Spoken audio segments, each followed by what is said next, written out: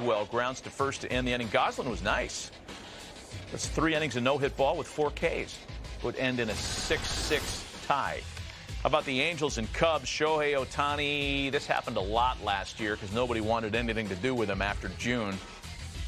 2 walks on the day for him. Jared Walsh going to have a big year, folks. Had a big year last year. Write it down. Are you going out there like my Freddie Freeman prediction? 340? 340. Be bold. That might be firm. Okay. I'll go 305. All right. And I'll take it, too. Angels win at 5-4 as the final. Let's talk a little bit about Shohei Ohtani, who last year was the runaway MVP. And if we assume he's MVP chalk again this year, he's one of the favorites. What about the pitching component here and that big award, the Cy Young? Because last year, and I'll send it to you this way. Last year, big strikeout totals first few months of the season, but he couldn't get deep into starts because the pitch count got such, because we all know that strikeouts usually come with high pitch counts, right? He changed his arsenal dramatically in the second half of the season, used the split more sparingly, and threw a ton of sliders, lasted longer in games.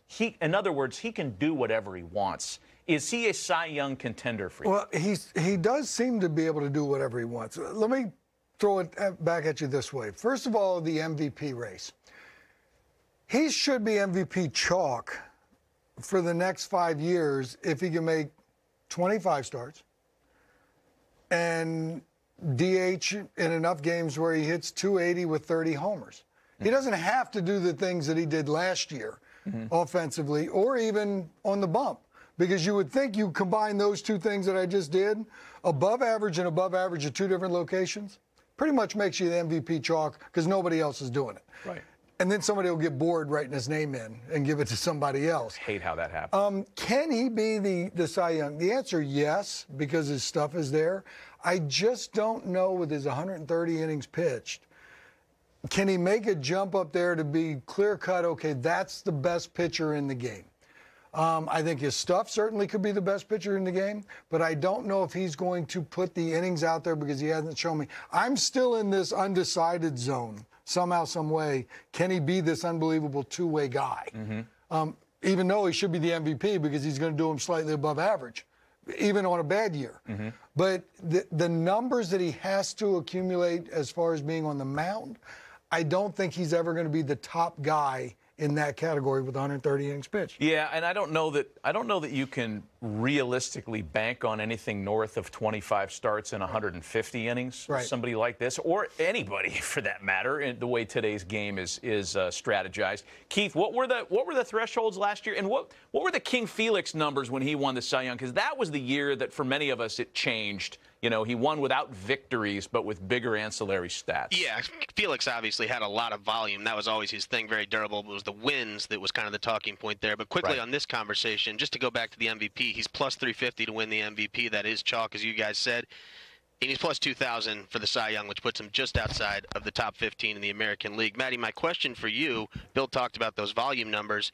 He actually had better numbers on regular rest last year than what he was used to doing in Japan. 4-0, 231 on 5 days rest and 6 starts, 3.55 ERA and 17 starts on 6 or more days rest. Obviously, you're not keeping him in 5 days for a full 32 turns, but what was your take on that, seeing them a lot, kind of his routine on 5 days versus more rest? Yeah, I'm aware of those numbers as well, and I would almost consider them a little fluky. And moving forward, I don't know if the Angels would be willing to use him on 5 days rest very often because of the quote-unquote Ohtani rule, where you can keep him in the lineup now. Correct. His days become a little bit more taxing than they were even last year. So, again, I think it's hard to bank on anything north of 25 starts on 150 innings. I still have him as somebody that might be worth a dart throw for a Cy Young, too, because he's that good. Let's have this conversation for more players than just Shohei when we take a break and come back. There's more optimism for the Jays than there has been perhaps since that moment many years ago. We've talked about some of their notable additions and subtractions already this morning. Kevin Gausman comes in, so does Matt Chapman. Most recently, Raimel Tapia, who'll play all over the place and bat all over the place, is a super utility outfielder. Yeah, they're good, and it's going to be a fascinating year for the Jays and the rest of the AL East. Our Lauren Shahadi and Bo Porter are there in Dunedin with live coverage. Bo, first of all, congratulations and welcome to the family, and good morning to both of you guys. Good morning. Good morning. Thank you. Excited to be here. It looks like a resplendent morning there. Beautiful conditions to get ready for a season for us, for the players as well. Lauren, who have you spoken to, and give us the vibe from Jay's camp? Oh my gosh, the vibe, Matty V and Bill, is so light and loose. They were talking about a strobe light in the clubhouse. George Springer's yelling. Matt Chapman's walking around smiling. We spoke with Kevin Gausman. He's excited, a new scene for him. And so often we talk about media narratives, right? Like, does it really matter that they're starting this season in north of the border in Toronto? It matters. The creature comforts, they're so excited. The crowd's going to be all in it. That's exciting for them. You're worried about pitching, but the lineup for days, Matty. They're not going to have any trouble scoring runs. Yeah. When you look up and down this lineup, there's offense for days. We've talked to these guys about defense and making sure that you catch the baseball. But when you look at this team, to me, it's going to come down to the success of their bullpen. Their ability to get those last 9 outs will be very important. When you look at their starting rotation, I believe the starting rotation is going to be able to get them deep into games. But this team came up 1 game short last year. A healthy George Springer can put this team into the postseason. That's so right. And we talked with George, and we asked him about that. He knows his health is paramount, and he said to us, he said, Michael Brantley has been kind of the calming force for me. You know, when they were in Houston together, they're very close best friends. He said, I have to learn how to kind of channel it.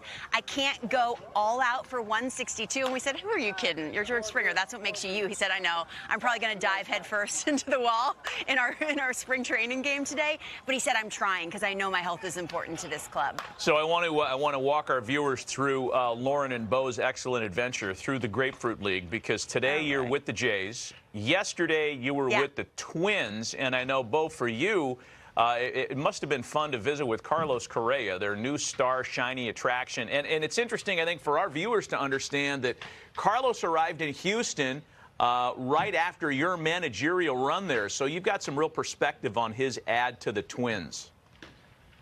Yes, I think when you look at the Minnesota Twins, we walk into the ballpark 7 o'clock yesterday morning. Yeah. Who's the first person we see, Lauren?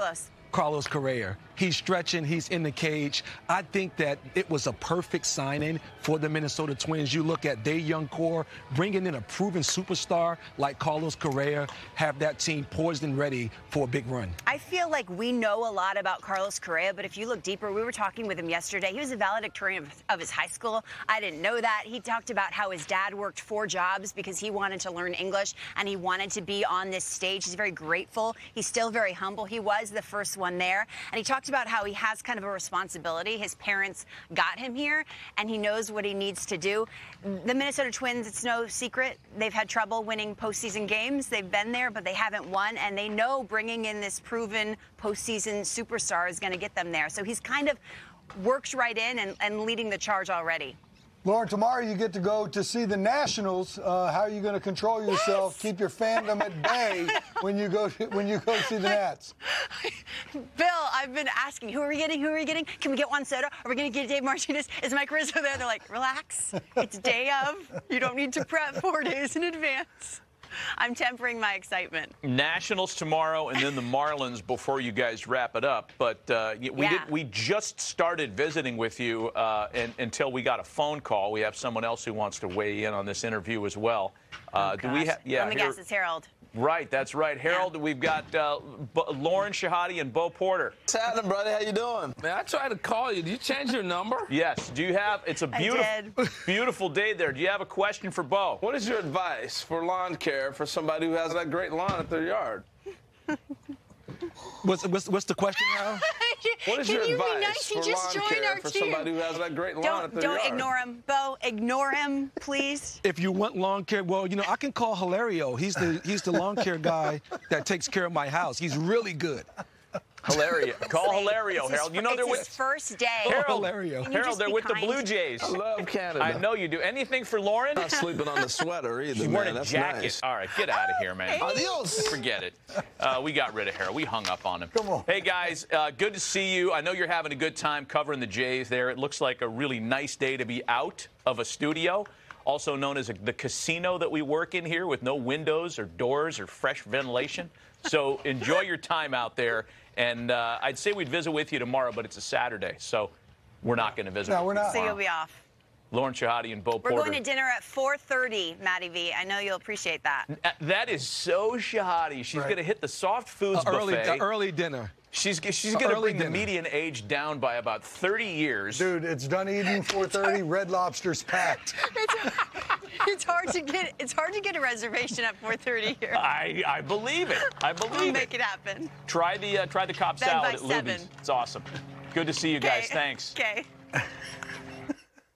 They're having fun. She's Yeah. trying to pretend like she's not having fun because she's like trying to be all serious, but she loves the fact that she's not in there and she doesn't have to deal with us for 2 hours. And the fun part is definitely tomorrow. I mean, look, we're not supposed to be necessarily fans for any specific team. Right. But we're humans and we're baseball fans. Right. She likes the Nats. That's true. So she should land Juan Soto. She should. There's no question. Right. And we'll have a continuing discussion, speaking of the Jays today and the AL East, a continuing discussion on that division with Joel Sherman, who will rejoin us at the top of the hour. He has written in today's New York Post about Aroldis Chapman and his career trajectory that may land him in Cooperstown. That's next.